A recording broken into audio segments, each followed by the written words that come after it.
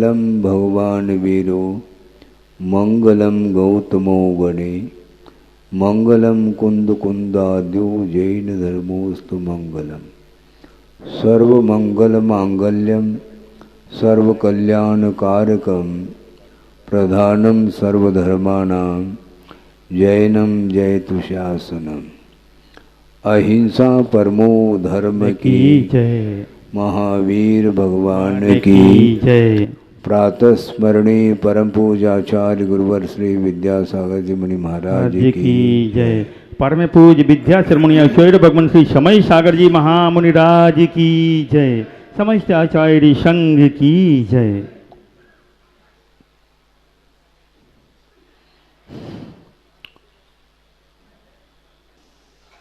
सत विकल्प और असत विकल्प के विषय में संक्षेप में कुछ विचार रखे थे, जो आगम के अनुरूप ही वह विषय रखा गया था और उसी को और विस्तार की दृष्टि से हम कुछ और विषय देना चाहते हैं। आगम के आधार से ही दिया जा रहा है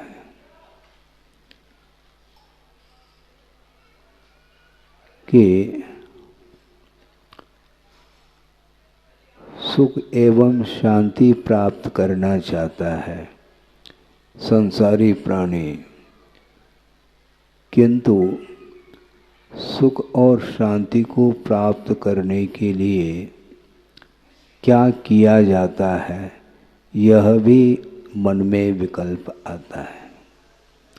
क्योंकि एक सिद्धांत है, बहुत महत्वपूर्ण सिद्धांत आपके सामने रख रहा हूँ, चाहे वह लौकिक क्षेत्र संबंधी,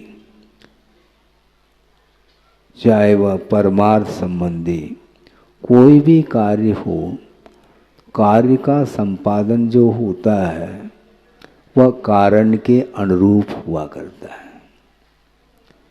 कारण सदृशम कार्यम, ऐसा एक सूत्र आता है। कारण के अनुरूप ही कार्य हुआ करता है।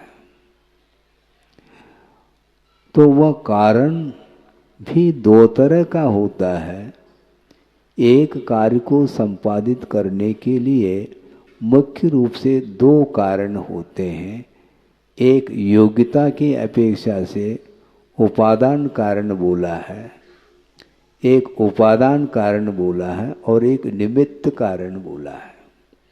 उपादान कारण का अर्थ ये है जो स्वयं कार्य रूप परिणमन करता है, उसका नाम उपादान कारण। मैं उदाहरण भी दे दूंगा और स्पष्ट हो जाएगा।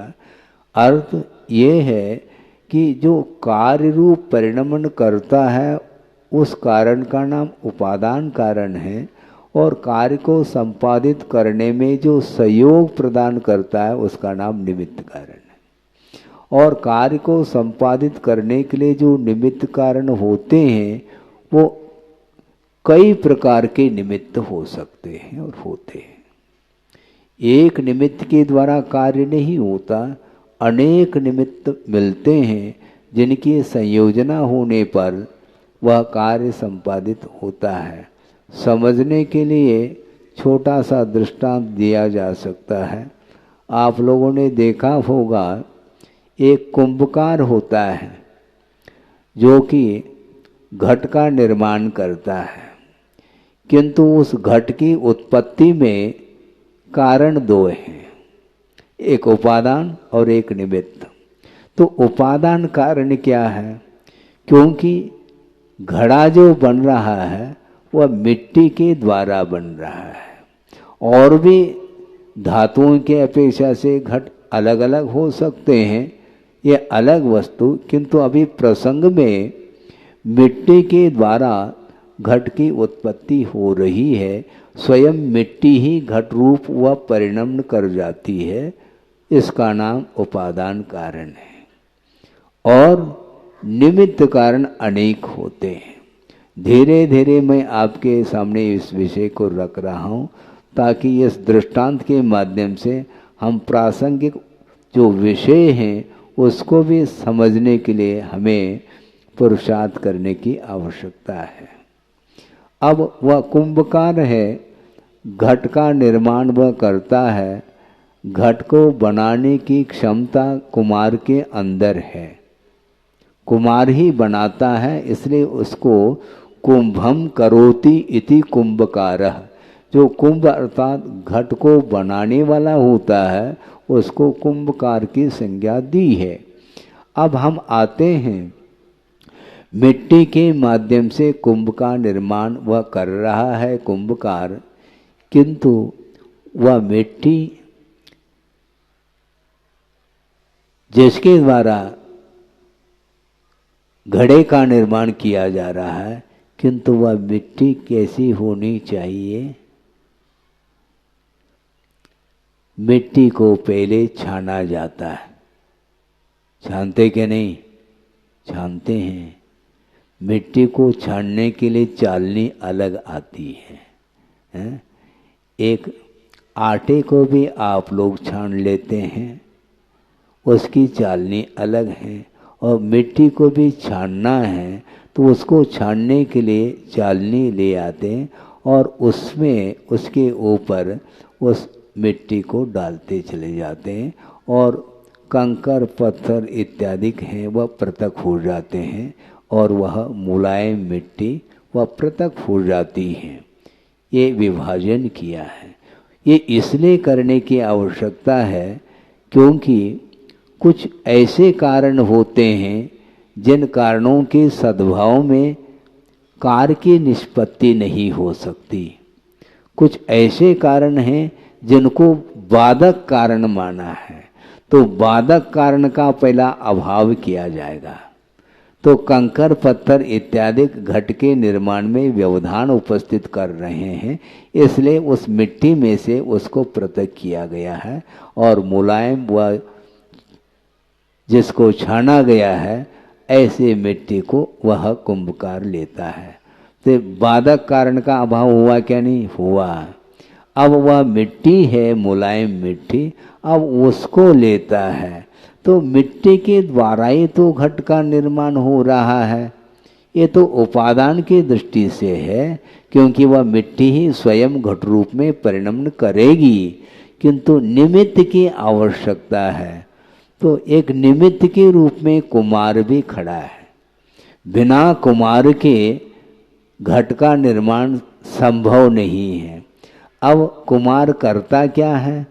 उस जिसको छाना गया है ऐसे मिट्टी को वो लेता है और उसमें अनुपात से क्या डालता है? पानी डालता है। लेकिन विवेक होना चाहिए, यदि अधिक मात्रा में पानी मिला देंगे तो वह लोंदा नहीं बन पाएगा। मतलब एक एक जो कार्य किए जा रहे हैं बहुत सावधानी पूर्वक विवेक पूर्वक ही किया जा रहा है। अनुपात वह जानता है, आप नहीं जान पाएंगे, और वह उस मिट्टी में अनुपात से पानी डालता है और उसको धीरे धीरे धीरे उसको रोंदता है अपने पैरों से आदि से। रोंदने के बाद वह मिट्टी लोंदे के रूप में परिवर्तित हो गई। अब उस लोंदे को कहाँ पर रखना है? चाक के ऊपर। किसके? कुमार के चाक के ऊपर। और उस चाक के ऊपर रखा जाएगा लोंदा, किंतु चाक को किसके ऊपर रखा जाता है? उसके नीचे कील है, जानते हैं? उस कील के ऊपर उस चाक को रखा जाता है और उसके ऊपर लोंदे को रखा जाता है, मिट्टी के लोंदे को, और उस चाक को डंडे के माध्यम से घुमाया जाता है। ये सब निमित्त है, ये ध्यान रखना है। वह कील भी निमित्त है घट के निर्माण में और वह चाक भी निमित्त है। चाक को घुमाने के लिए जो डंडा ले रखा है हाथ में वह भी निमित्त है, किंतु घुमाना भी आवश्यक है। और वह उस चाक को गति देता है उस डंडे के माध्यम से। फिर वह चाक जब घूमना प्रारंभ करती है तो उसके बाद वह अपने हाथों से उसको आकार देना प्रारंभ करता है। ये सारे सारे निमित्त हैं। एक निमित्त की भी यदि अनुपस्थिति रहेगी तो घट की उत्पत्ति संभव नहीं। पानी नहीं है तो संभव नहीं, और यदि चाक नहीं है तो भी संभव नहीं, कील नहीं रहेगा नीचे तो भी संभव नहीं, और वह डंडा नहीं रहेगा तो भी संभव नहीं। जब तक घुमाया नहीं जाएगा तब तक संभव नहीं। घुमाने के उपरांत जब वह कुमार खड़े हो करके वह हाथ के माध्यम से उसको आकार दे रहा है, ये सारे सारे निमित्त हैं। और अनेक प्रकार के निमित्तों की उपस्थिति होने के उपरांत भी उसकी संयोजना की जाती है, और संयोजना के बाद जब वह आकार देता है तो उस समय वह मिट्टी का लोंदा वह घट के रूप में परिवर्तित होता है। मान लो सारे निमित्त उपस्थित हो गए, सारे निमित्त उपस्थित हो गए, किंतु वह मिट्टी ही नहीं है तो क्या करोगे आप? घड़ा किसका बनाएंगे आप, मुझे बताओ। घट रूप में परिणमन करने की योग्यता उस मिट्टी में है, इसलिए उस घट का उपादान कारण मिट्टी मानी जाती है। इसलिए घट की उत्पत्ति में एक उपादान कारण ठहरा और बहुत सारे निमित्त कारण ठहरे। इन सब के संयोजना के माध्यम से ही घट का निर्माण होता है। इसलिए बाधक कारण का अभाव और साधक कारण का सद्भाव, तब कहीं जाकर के कार्य का प्रादुर्भाव होता है। ये व्यवस्था है। इसलिए निमित्त की क्या आवश्यकता है? तो बनाओ फिर घड़े को। निमित्त एक दूसरे का कुछ नहीं कर सकता, इस प्रकार की भी समाज में धारणा बन चुकी है। निमित्त तो निमित्त है, निमित्त के द्वारा थोड़ी होता है, उपादान के माध्यम से कार्य होना है। इसलिए देव गुरु शास्त्र ये सम्यक्त्व के उत्पत्ति में निमित्त है क्या? नहीं। लेकिन वो निमित्त को स्वीकार नहीं करना चाहता है।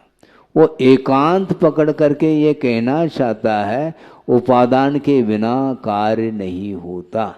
उपादान में कार्य हो रहा है, किंतु निमित्त के अनुपस्थिति में कार्य कभी भी संभव नहीं है। इसलिए एक बार एक सज्जन आए गुरुदेव के सामने, मुक्तागिरी की बात है, काफ़ी पुरानी वह घटना वह प्रसंग है, आपके सामने रख रहा हूँ। और वे विद्वान थे। इसके उपरांत भी वो जिज्ञासा रख रहे हैं गुरुदेव के सामने कि महाराज आपकी क्या धारणा है? तो गुरुदेव ने कहा किस विषय में? निमित्त के विषय में।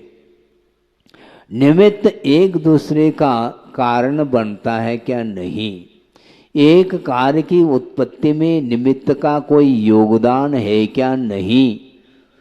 तो गुरुदेव ने कहा कि मेरी धारणा क्या है ये मैं बाद में बताता हूँ, आपकी क्या धारणा ये पहला आप सामने रखो। महाराज मेरी धारणा तो ये है कि निमित्त की कोई आवश्यकता नहीं, निमित्त के अभाव में उपादान के माध्यम से कार्य संपन्न हो जाता है, ऐसा उन्होंने कहा। तो ठीक है, यदि तुम्हारी ये धारणा है तो तुमने प्रश्न क्या किया कि महाराज आप उत्तर दे दो, कार्य के संपादन में निमित्त की आवश्यकता है क्या? नहीं।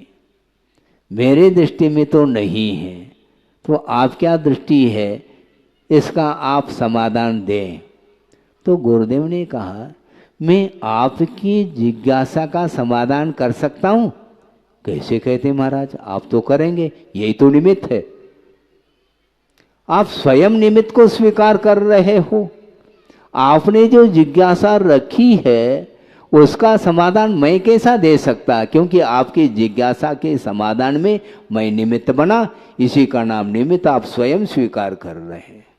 तो इस प्रकार विद्वानों के लिए उनकी बातों को उन्हीं के माध्यम से वो समाधान देते हैं। वस्तुतः देखा जाए निमित्त के बिना कुछ नहीं हो सकता। निमित्त के बिना कुछ नहीं हो सकता, इसलिए सामने वाले का झुकाव किस ओर है इसको देख करके ही आचार्य कुशलता के माध्यम से समाधान देते हैं। सामने वाला यदि व्यक्ति वह निमित्त की ओर ज़्यादा न झुक करके उपादान की ओर ही उसका झुकाव है तो उसके सामने निमित्त का भी विषय रखना आवश्यक सिद्ध होता है।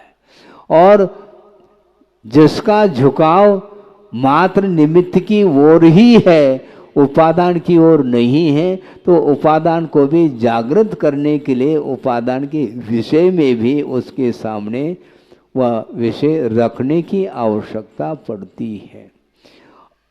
एक व्यक्ति वह है एकमात्र निमित्त के ऊपर ही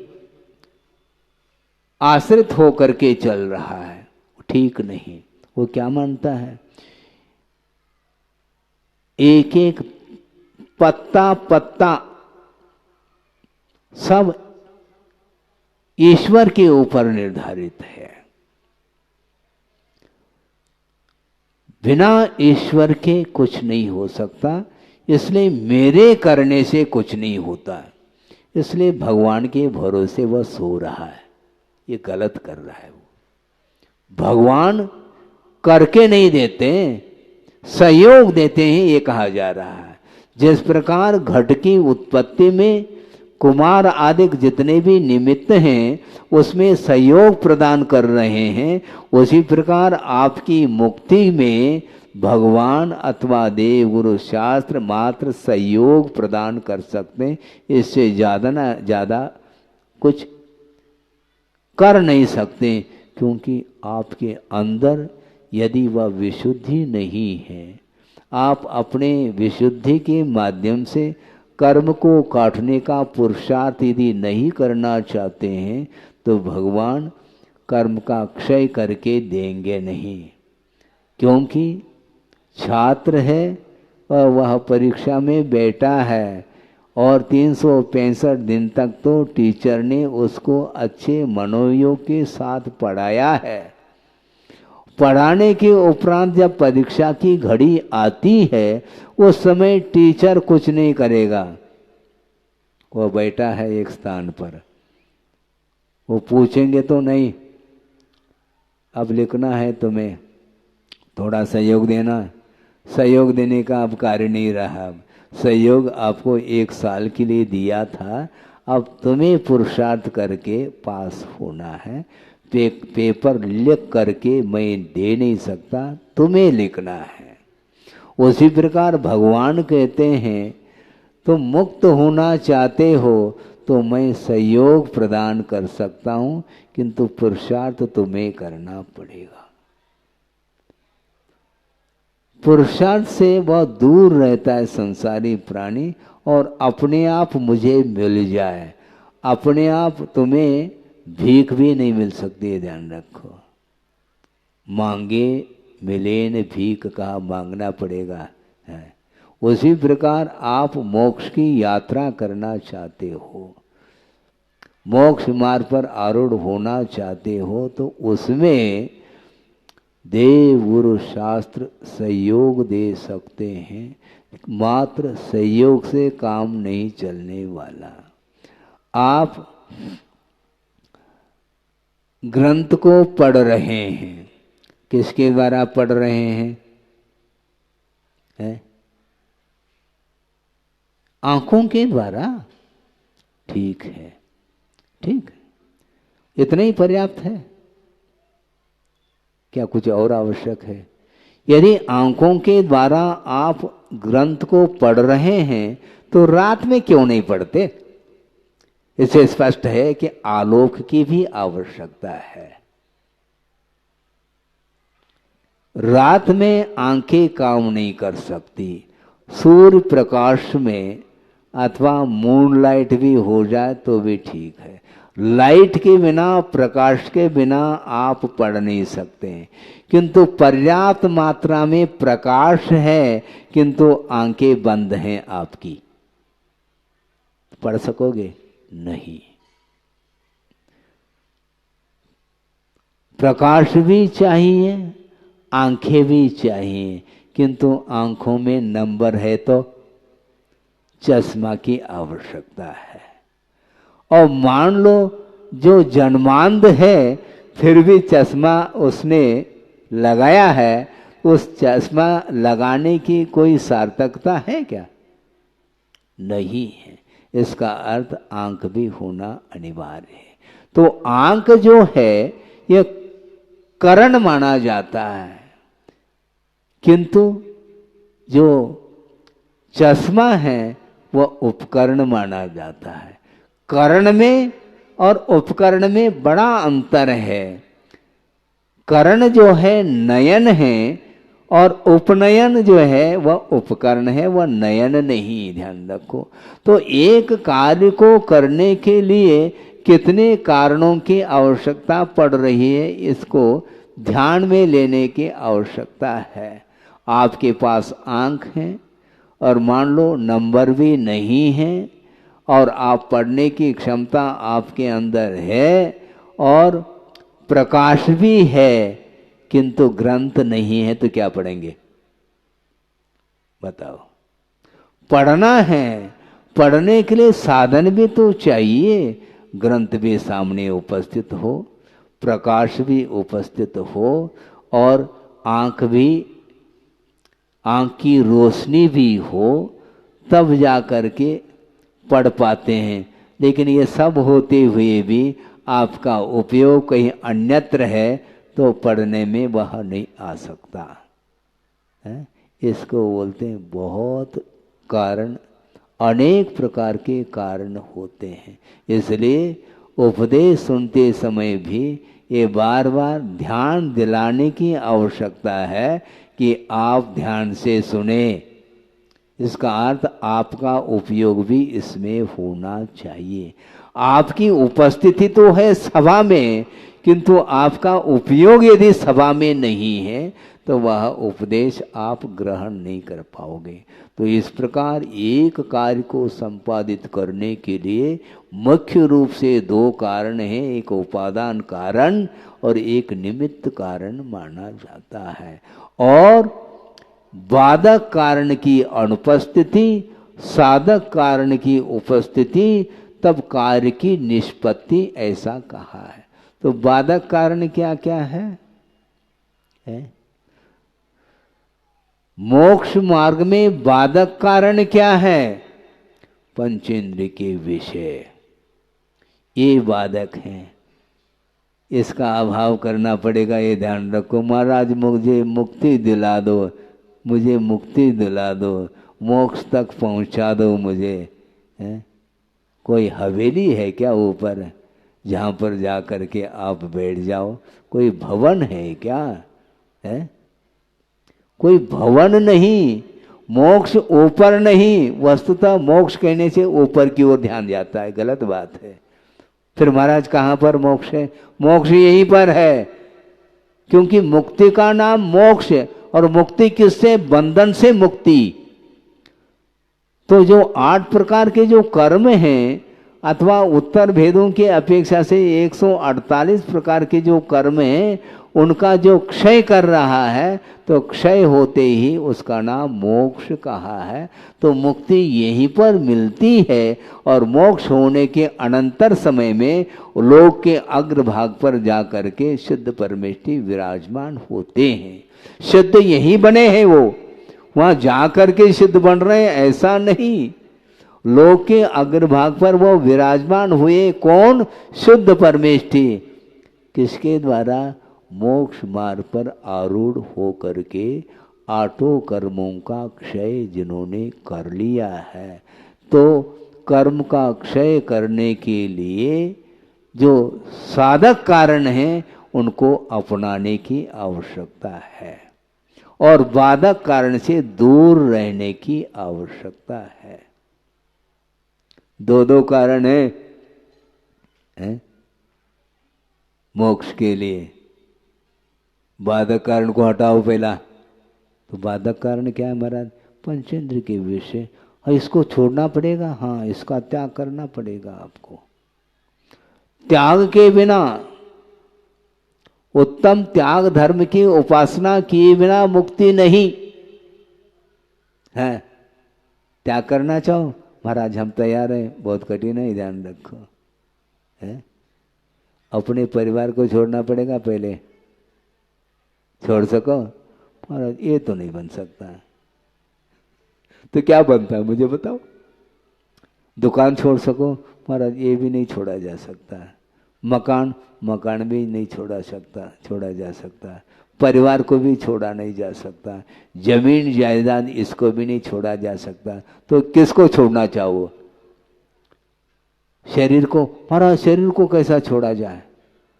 तो सब रखे रहो और संसार से भी ऊपर उठना चाहो, बात बनेगी क्या?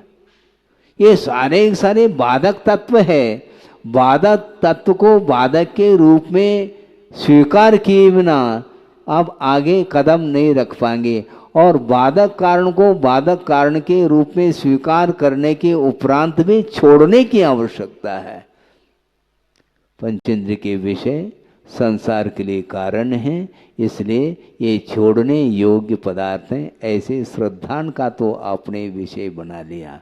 आप जितने भी सभा में बैठे हैं वो सारे सम्यक दृष्टि है, ऐसा मेरा कहना है। क्यों? इसलिए मेरा क्या अधिकार है कि आप मिथ्या दृष्टि हो? आप सब सम्यक दृष्टि इसलिए हैं, ग्रहित मिथ्यात्व को आपने छोड़ दिया है। क्या? ग्रहित मिथ्यात्व का अर्थ कुगुरु कुदेव कुशास्त्र के प्रति जो श्रद्धान का भाव था उसको आपने छोड़ दिया और सच्चे देव गुरु शास्त्र की उपासना करने के लिए आप बैठे हैं। इसलिए आप A to Z सम्यक दृष्टि हैं, ऐसा हमारा कहना है। लेकिन मात्र सम्यक दर्शन मोक्ष मार्ग नहीं, ये भी कहा है। मात्र सम्यक दर्शन का नाम मोक्ष मार्ग नहीं, क्योंकि सम्यक दर्शन ज्ञान चारित्राणि मोक्ष मार्ग, यह तत्वार्थ सूत्र का प्रथम अध्याय का प्रथम सूत्र है। मात्र सम्यक दर्शन को उन्होंने मोक्ष मार्ग नहीं कहा उमा स्वामी महाराज ने, किंतु इन तीनों की समष्टि का नाम मोक्ष मार्ग है। मात्र सम्यक दर्शन नहीं तो फिर आप सभी मोक्ष मार्गी सिद्ध हो जाएंगे। जब आप सभी मोक्ष मार्गी सिद्ध हो जाएंगे तो आपकी वंदना श्रमण को भी करना पड़ेगा। करेगा क्या? श्रमण सम्यक दृष्टि की वंदना करता क्या नहीं? हाँ, सम्यक दर्शन के साथ यदि संयम है तो वह वंदना के योग्य हो जाता है। किंतु सम्यक दर्शन मात्र रख रखा है और संयम की ओर कदम नहीं बढ़ाया है, असंयम की भूमिका में है, तो वह वंदनीय नहीं हो सकता। इसलिए गृहस्थ मोक्ष मार्गी नहीं है, ये कहा। तो मोक्ष मार्ग जो बनता है इन तीनों की समष्टि का नाम मोक्ष मार्ग है। एक छोटा सा उदाहरण मैं दे रहा हूं मोक्ष मार्ग को समझने के लिए। वह ये है, आपने जाना होगा, आपको परिचय होगा किसका? आप जानते हैं, अमृत धारा है, जानते हैं? और वो अमृत धारा कैसे बनी है? 3 चीजें हैं उसमें। एक पीपरमेंट और अजवान का फूल और कपूर, ये अनुपात से एकत्रित कर लिया जाए, इनको मिश्रित कर लिया जाए तो अमृत धारा की उत्पत्ति होती है। किंतु ये ध्यान रखो, मात्र पिपरमेंट के द्वारा अमृत धारा नहीं बन सकती, मात्र अजवान के फूल के द्वारा भी अमृत धारा नहीं बनेगी, और मात्र कपूर की डली के माध्यम से भी अमृत धारा नहीं बनती। तो तीनों की समष्टि हो गई। इसी प्रकार सम्यक दर्शन, सम्यक ज्ञान और सम्यक चारित्र, इन तीनों के समुदाय के रूप में ही मोक्ष मार्ग बनता है, ऐसा कहा है। इसलिए पंचेंद्र के विषयों के प्रति ये छोड़ने योग्य है, संसार के लिए कारण है। इस प्रकार आपका अटूट श्रद्धान हो गया, किंतु मात्र श्रद्धान हुआ है, त्याग नहीं किया आपने, ये ध्यान रखो। त्याग किए बिना मोक्ष मार्ग बनता नहीं। महाराज अब हम त्याग तो नहीं कर सकत, बुंदेली में बोलते हैं हम त्याग तो नहीं कर सकते महाराज। श्रद्धा तो करो, काफी है। क्योंकि यदि मान लो श्रद्धा भी हो जाता है तो निश्चित रूप से अनंत संसार का विच्छेद होता है, ऐसा आगमकार का कहना है। जिसने अभी तक मान लो एक बार भी सम्यक दर्शन को प्राप्त नहीं किया है, अनादिकाल से मिथ्यात्व की परंपरा के साथ चल रहा है, और एक बार यदि वह सम्यक दर्शन प्राप्त करता है तो उसका अनंत संसार विच्छेद को प्राप्त हो जाता है, और अर्ध पुद्गल परिवर्तन काल उसका संसार का काल शेष रहता है, ऐसा कहा। तो श्रद्धान तो कम से कम करो, और श्रद्धान के माध्यम से भी आपका अनंत संसार का विच्छेद हो जाएगा। कम बात थोड़ी, लेकिन संसार से पूर्ण रूप से ऊपर उठने के लिए आपको मोक्ष मार्ग के शरण में जाना पड़ेगा। बिना मोक्ष मार्ग पर आरूढ़ हुए आप मोक्ष तक नहीं पहुंच पाएंगे। है सम्यक दर्शन टिकट का काम करता है। आपको यहां से दिल्ली जाना है, मान लो, बिना टिकट के जा सकते हैं क्या? नहीं जा सकते। तो टिकट आपने ले ली और जेब में रख लिया, घूमते रहो। सतना में दिल्ली पहुंच जाओगे? नहीं पहुंच पाएंगे। नहीं, टिकट है ना महाराज हमारे पास। अरे टिकट तुम्हारे जेब में है, ट्रेन में बैठना पड़ेगा ना। समस्या तो ये है, खाली टिकट का सम्यक दर्शन है, ये ध्यान रखो। और ट्रेन में यदि आप सफर कर रहे हैं तो वह मोक्ष मार्ग माना जाएगा, और दिल्ली में उतर जाएंगे तो उसी का नाम मंजिल है, मोक्ष है। समझ में आ रहा है कि नहीं महाराज? उदाहरण के माध्यम से तो समझ में आ रहा है, उदाहरण ही सही। तो इसलिए मोक्ष मार्ग पर आरूढ़ चाहे आप आज हो जाए, चाहे अगले भव में हो जाओ, कभी भी हो जाओ, और कोई भी उपाय नहीं है। पहले तो श्रद्धान की आवश्यकता है कि संसार के लिए जो कारण है वो विषय और कषाय, ये हमारे लिए छोड़ने योग्य, ग्रहण करने योग्य नहीं है। इस प्रकार गाढ़ श्रद्धान होने के बाद और धीरे धीरे धीरे वह विषयों को भी छोड़ने का प्रयास करता है, जिसको बोलते हैं कोई अनुवृत्ति हो सकता है और प्रतिमाधारी हो सकता है। धीरे धीरे पहली प्रतिमा दूसरी प्रतिमा करते करते 11वीं प्रतिमा तक पहुंच जाएगा, चुल्लक बन गया, फिर ऐलक बन गया, इसके उपरांत मुनि भी बन सकता है। और गुरुदेव उन्होंने डायरेक्ट जैनेश्वरी दीक्षा ली थी। वो न चुल्लक बने न ऐलक बने, सीधा डायरेक्ट। और हम प्रमोटेड हैं। पहले चुल्लक बन गए, 3 साल चुल्लक बन करके साधना कर ली, उसके बाद फिर 2 साल तक ऐलक रहे। उसके उपरांत गुरुदेव ने कहा आप लंगोट छोड़ सकते हो। क्यों? क्यों मत पूछो।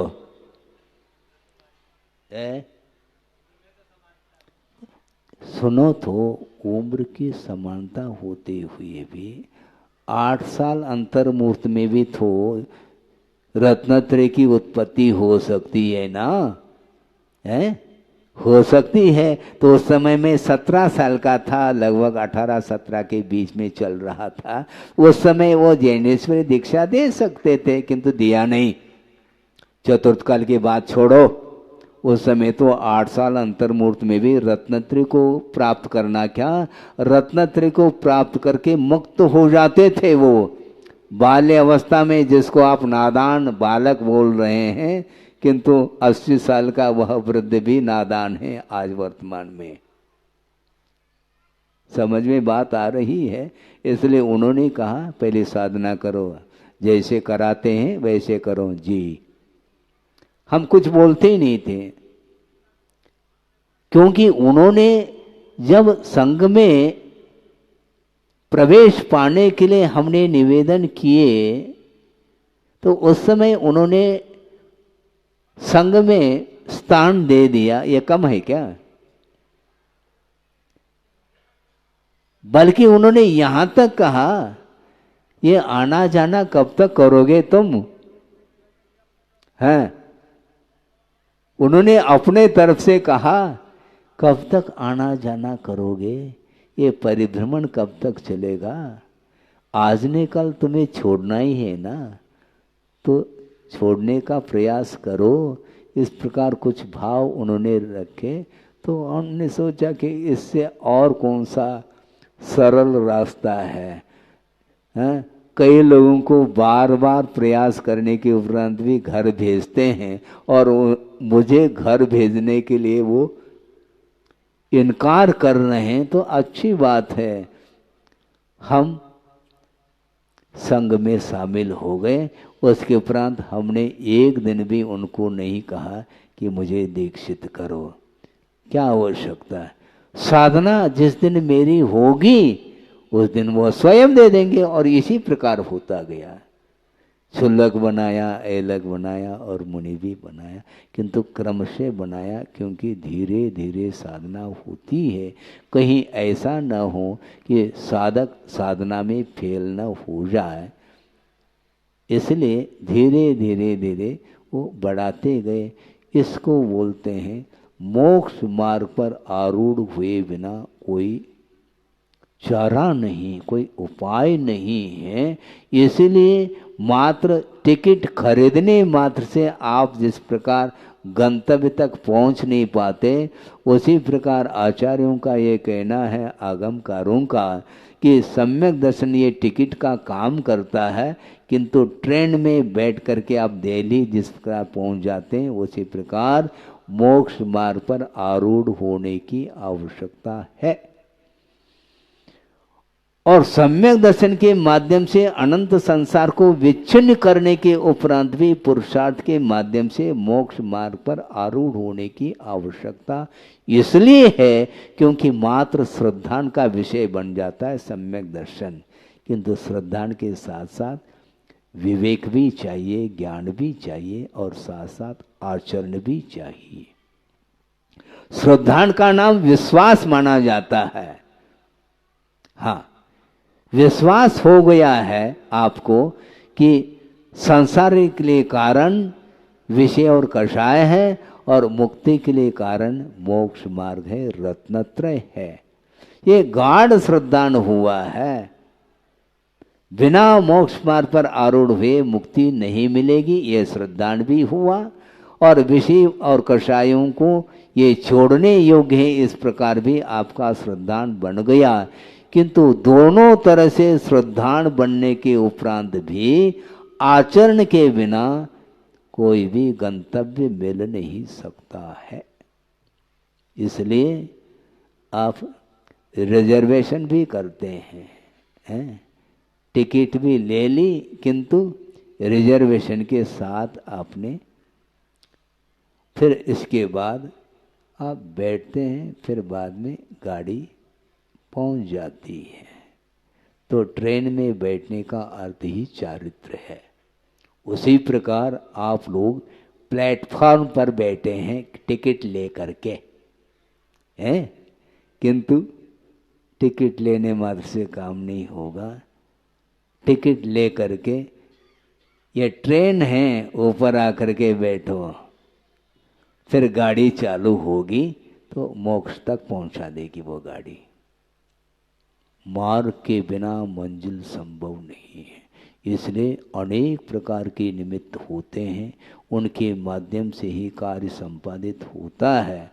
तो जिस प्रकार अमृत धारा की उत्पत्ति 3 चीज़ों से होती है, उसी प्रकार सम्यक दर्शन, सम्यक ज्ञान और सम्यक चारित्र, इन तीनों के एकता का नाम ही मोक्ष मार्ग है। ऐसा आचार्य उमा स्वामी महाराज ने तत्पर सूत्र के पहले अध्याय में प्रथम सूत्र रखा है। 10 लक्षण पर्व वगैरह में एक एक अध्याय के ऊपर अर्थ भी बताया जा सकता। अभी हमने कहा कुछ भी नहीं, यहाँ की क्या स्थिति बनती है देख करके करेंगे। हाँ, तो अर्थ ये है कि वस्तुतः बाधक कारण का पहला अभाव करने की आवश्यकता है। हाँ, उसके बिना संभव नहीं है। श्रद्धान करने मात्र से हम संसार से ऊपर नहीं उठ पाएंगे। जहर के ऊपर श्रद्धान है आपका क्या है महाराज? ये जहर जहर है, अर्थात यह मृत्यु के लिए कारण है।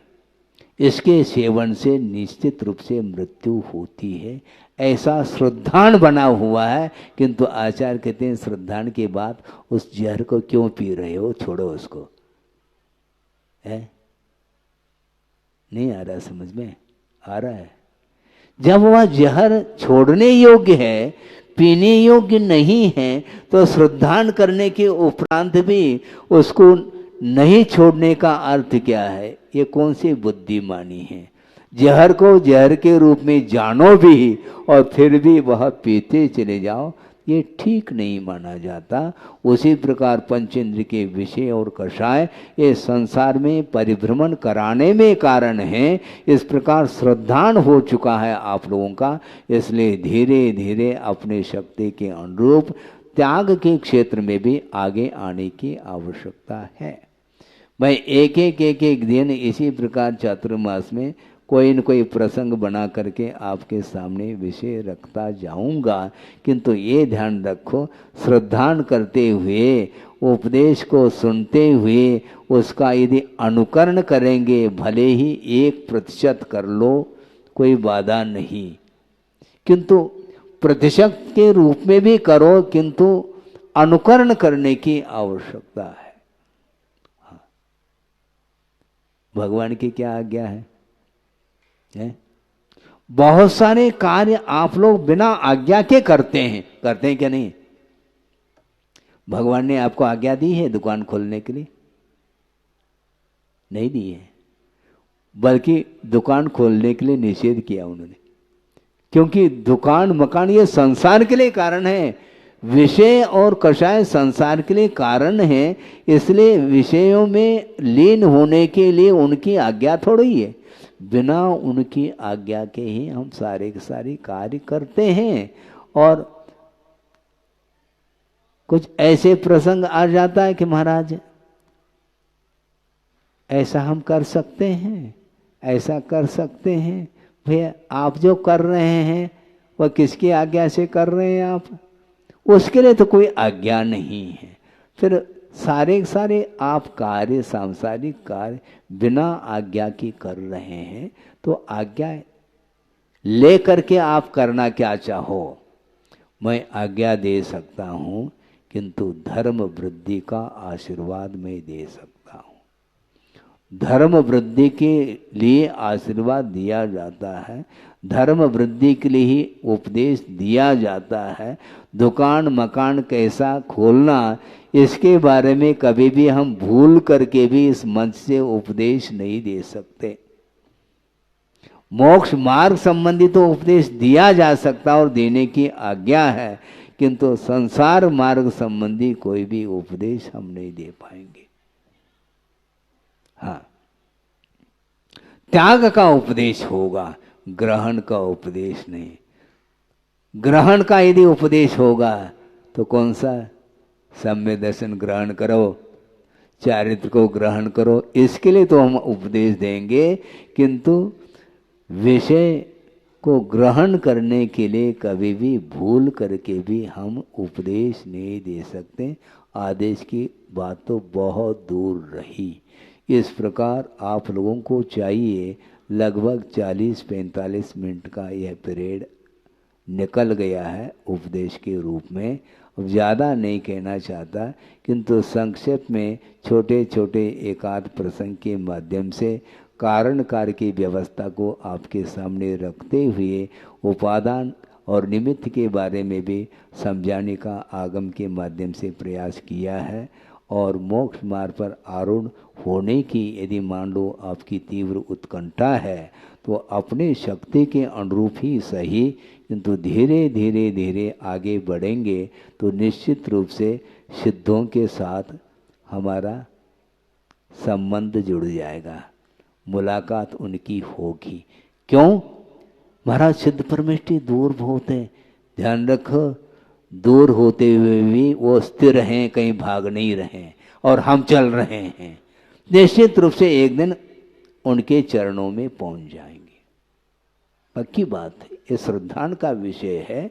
इसलिए आप धीरे धीरे धीरे आस्था के साथ अपनी शक्ति के अनुरूप यदि संयम के क्षेत्र में आप अग्रसर होते हैं तो निश्चित रूप से संसार से आप मुक्त होकर के अनंत काल के लिए अनंत सुख का अनुभव कर सकते हैं। क्योंकि इस सुख की इच्छा प्रत्येक व्यक्ति रखता है, किंतु सुख की इच्छा रखने मात्र से काम नहीं चलेगा, किंतु जो अतीन्द्रिय सुख है उसको प्राप्त करने के लिए तदनुरूप साधनों को अपनाने की आवश्यकता है। इसलिए रत्नत्रय एक ऐसा साधन है जिस साधन के माध्यम से सिद्धत्व का अनुभव किया जा सकता है। अहिंसा परमो धर्म की जय।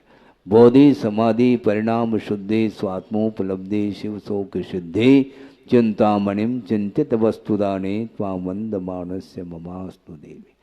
परम पूजाचार्य गुरुवर श्री विद्यासागर जी मुनि महाराज की जय।